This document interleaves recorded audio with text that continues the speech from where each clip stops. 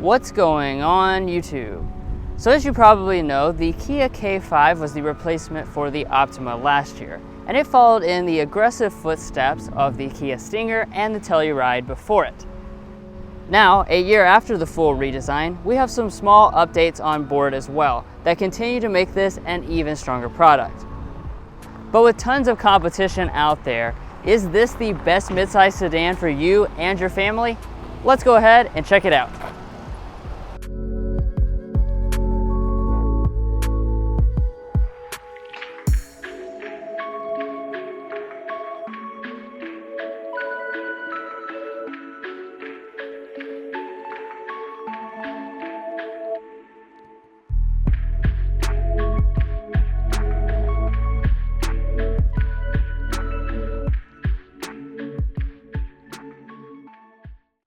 So like I was mentioning, this was of course fully redesigned last year, and Kia went with a very aggressive design that really stands out in the midsize segment. So for 2022, of course, you're not really going to expect any big changes, but I will point out one update.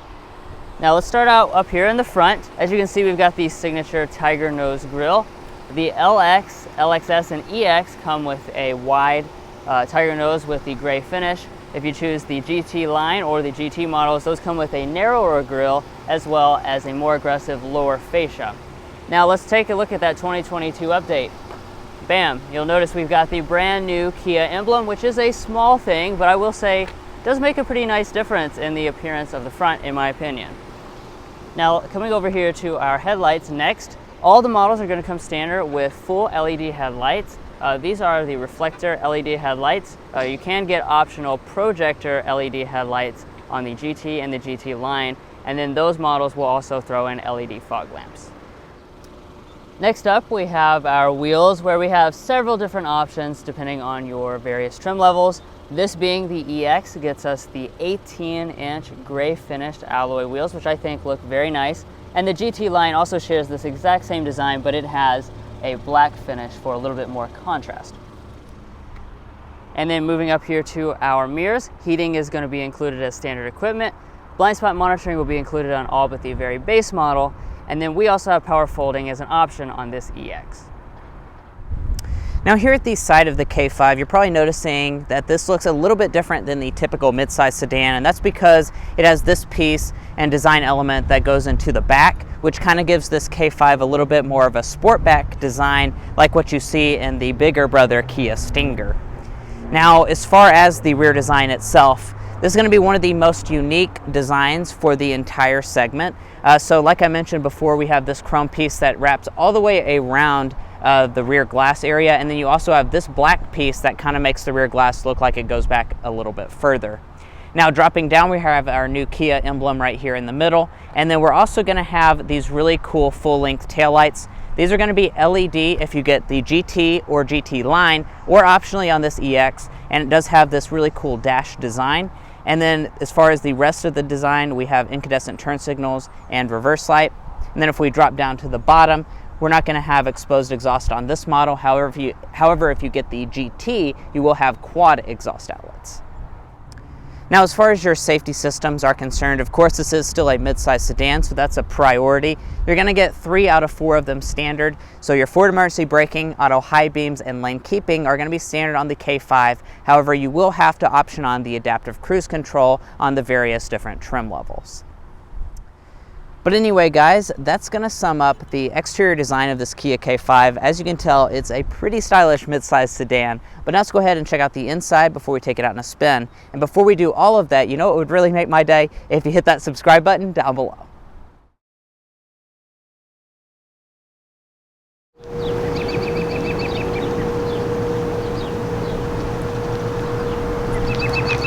So on the 2022 Kia K5, they are including their smart entry system on all but the very base LX trim level. As you can see, it does also have remote start integrated onto the fob, as well as the updated emblem this year. Then to get inside the vehicle, all you have to do is just walk up to it. As you approach, the mirrors will electrically fold out, and then you just press the button to unlock.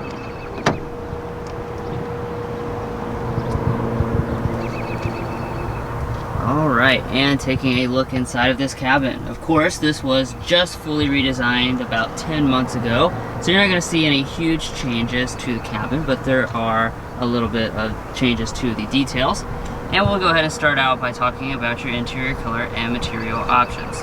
The LX and the LX trim levels will come standard with cloth seating. The GT line with a cloth and leatherette combination seat.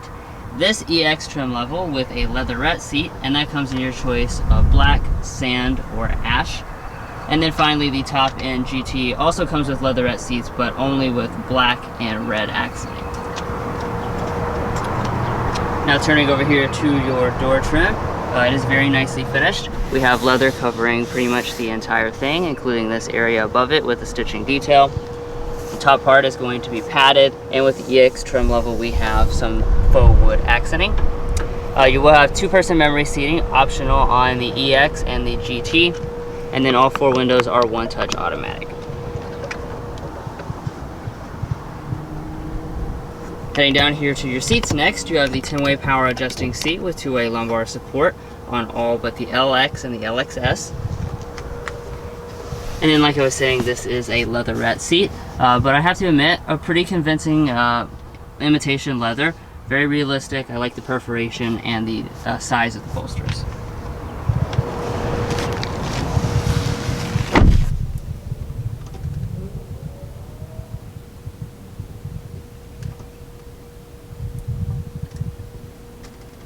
Now, in typical Kia fashion, they have done a really good job with making this cabin seem pretty upscale for the class. So across our upper dash, only the part above the gauges will be hard touch. All the rest of this is going to be a soft touch plastic with a stitching detail. As we drop down, we have a large piece of this faux wood trim. Like I was mentioning, it does vary depending on which model you get. So some of them have a faux aluminum. This EX has the faux wood, which I think looks and feels very realistic since it actually has a texture on it. Definitely like this. As we move down, we're going to have some soft touch materials through here. It is going to be hard touch along the console on both sides. We have piano black, and everything fits together very nicely. Now to start it up, just put your foot on the brake and press the standard button.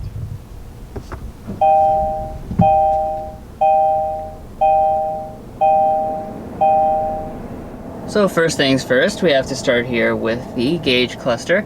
As you can see, it's got a pretty clean and simple design to it. You've got a 4.2-inch multifunction display in the middle. This is actually included on every single trim level, so they're not offering the full digital setup on this K5 like they do in some of the other Kia products. That being said, you do have all the typical fare of information that you expect to see. You also do not have the availability of a head-up display. Now coming back to the steering wheel, of course we have electric power assisted steering. We have a nice leather wrapped steering wheel on the GT line and above. Of course with the newest design here, and again the updated emblems right there in the middle. Now, as far as the wheel itself, it is going to be manual tilt and telescoping, and heating is offered as an option for the GT line and above. Alright, so as a midsize family sedan, you know we've got to put the storage to the test. Let's open it up here. Looks like we've got a lot of storage in here. Very nicely sized center console, quite deep as well, and we do have a covered USB port. And our thick stack of coupons here, they fit inside no problem whatsoever. Don't even really have to fold them in half, and they can even stand upright without touching the top, so that's very impressive. Now right in front of that, you'll notice we have a little storage cubby. This is actually a wireless phone charging pad, so you push your phone down through there and it just sets upright. And this is included as standard on the EX trim level. Got your 2 cup holders. You have another generously sized storage area up here in the front, nice rubber lining, and then you've got 2 more USBs and a 12-volt outlet. So lots of connections and lots of ways to charge your phone. Now taking a look here at the shifter, we do have the T-shaped shifter. Of course, pull back for drive, bump to the left for manual shifting. However, if you want paddles, that is only on the GT model. And then heading into reverse, you'll find a nice luxury feature here with this EX trim level. With the optional package, we have the 360-degree camera system thrown in. And as you can see, you've got plenty of different angles you can choose from, front and rear parking sensors as well. And the mirrors tilt down and in reverse to help you see the parking lights better. The other models will just come with a traditional backup camera. Now behind that, of course, you got your electronic parking brake with your brake hold function. You also have your drive mode controller, and then we have our adjustments for the seats. So heated seats are standard on only the EX trim level, and ventilated seats are also standard on the EX trim level. You can get optional heated seats on the GT line or above, and you can get optional ventilated seats on the GT. And then jumping up above that to the main climate controls, this is going to be a standard dual zone automatic climate control across every model. As you can see, very simple and easy to use large knobs with physical controls down there below it. And it's finished in a nice piano black with high quality buttons. Okay, and now that brings us next to our audio systems.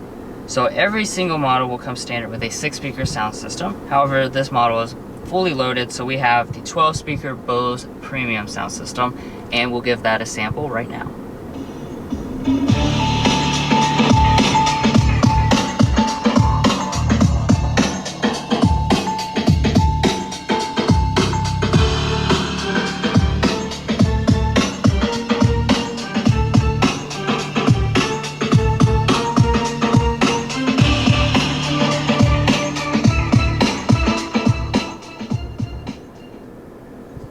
So overall, sound quality is very good. Okay, so let's take a look next at our displays here. So just like with many other Kia or Hyundai products as well, you've got the choice between 2 different display sizes.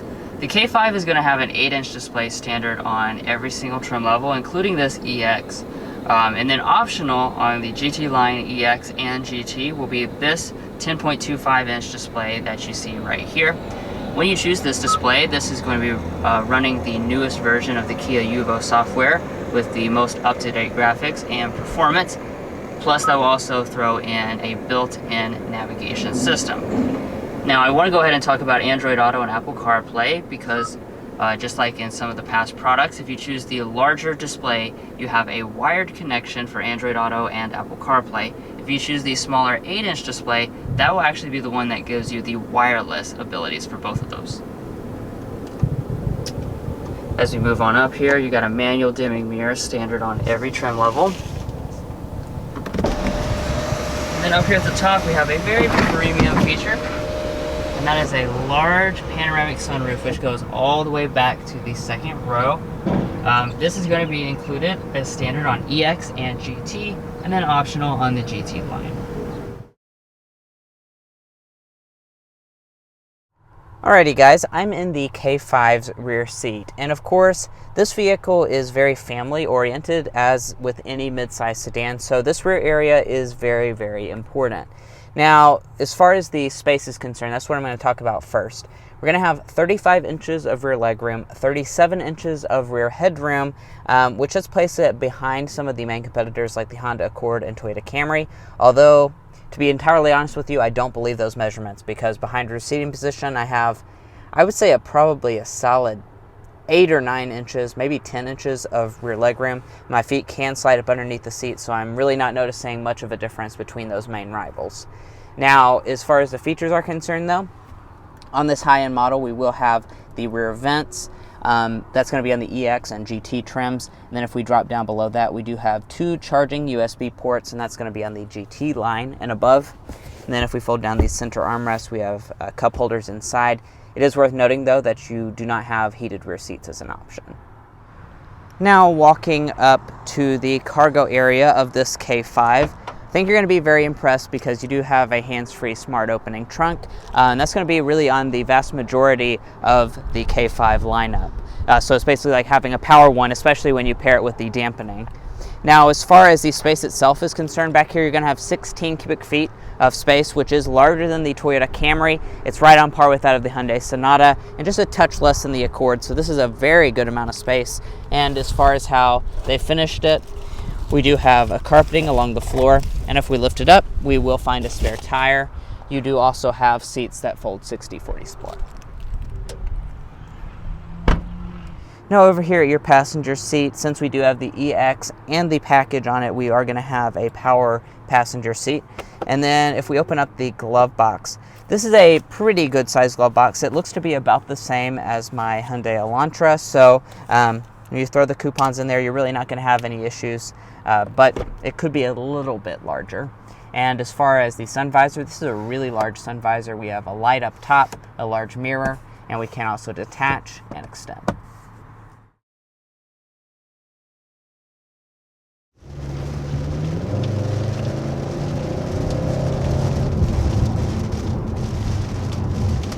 Okay, so driving down the road here with this 2022 K5. So this is the EX trim level, like we've mentioned before, meaning that it's got the same engine as the vast majority of the trim levels, which is your 1.6 liter turbocharged 4-cylinder engine. It's going to be making 180 horsepower, 195 pound-feet of torque, which are very much class competitive numbers. As far as like from behind the wheel, it feels plenty quick. Definitely right in line with what the majority of the competition has. This model comes, like I said, standard with the 1.6 liter, whereas its sibling mate, the Hyundai Sonata, does have a lower powered, naturally aspirated 4-cylinder. And the thing about this engine, as you'll notice throughout this drive, is it's pretty quiet and refined, like especially compared to something like a Toyota Camry or something like that. This engine certainly just has a quiet refinement to it that you're not going to get in a naturally aspirated 2.5 liter.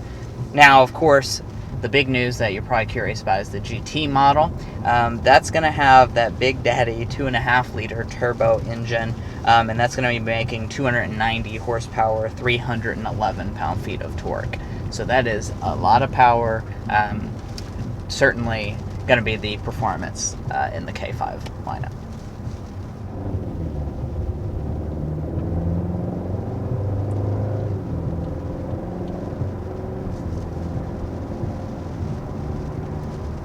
Now let's go ahead and talk about the transmission for a second.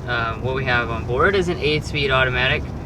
Just like with many different Hyundai and Kia products, very good transmission, nice, smooth shifting, fast responding when you put your foot down. This is a transmission that I really never have any complaints about. It's just a good one. Yeah. Now, if you do get the GT, that's going to get you in the 8-speed dual-clutch transmission. So I have a little bit of faster shifts, I imagine. And we've tested that out in a few of the other Hyundai Kia products, and it's a good transmission. Right, and there's also a lot of competitors to this vehicle that have continuously variable transmissions. Yeah. But since we're just cruising down the highway, I want to talk about this. That's where this K5 really shines, is going to be just highway cruising. I'm just very, very comfortable. This is a mid-size sedan first and foremost, and the seats are comfortable, the ride quality is just really, really solid, and this cabin seems super quiet. So I'm going to get a sound level reading so we can actually compare to the rivals.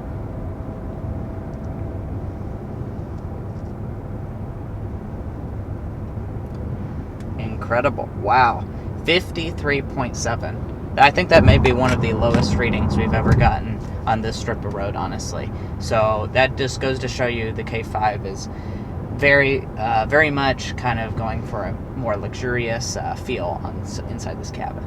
Yeah, it just seems really, really quiet in here, even with rain on the outside.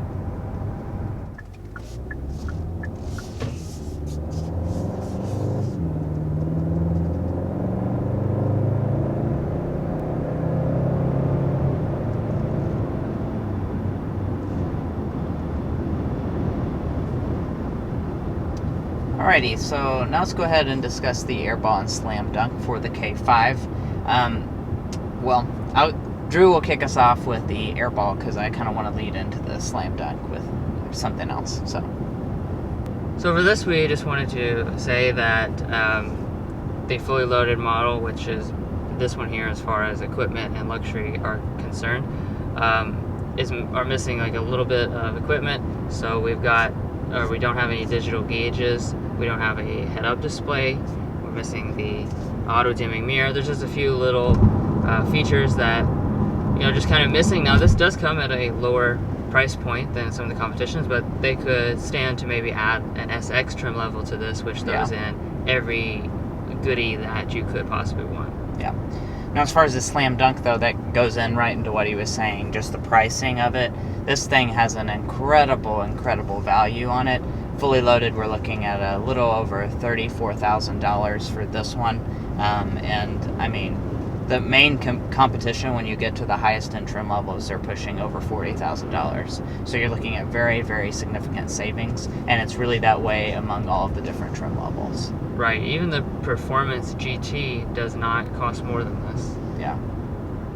And since we're spending a little bit of time talking about the pricing, that GT model is going to be $30,590, and the LX is going to be $23,590. So all the other ones are going to fall in between that range.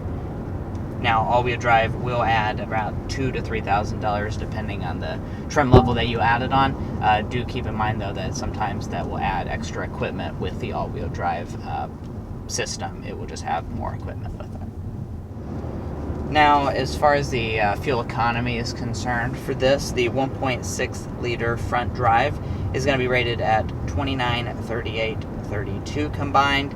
If for whatever reason you get the upper end trims, it's 31. And then if you go for all-wheel drive, that's going to be reduced down to 28 miles a gallon, so around 3 to 4 miles a gallon less for the all-wheel drive system, so keep that in mind. And it is worth noting that the all-wheel drive is only available on the GT line trim and the LX trim. It's not available on some of the other models like the ZX.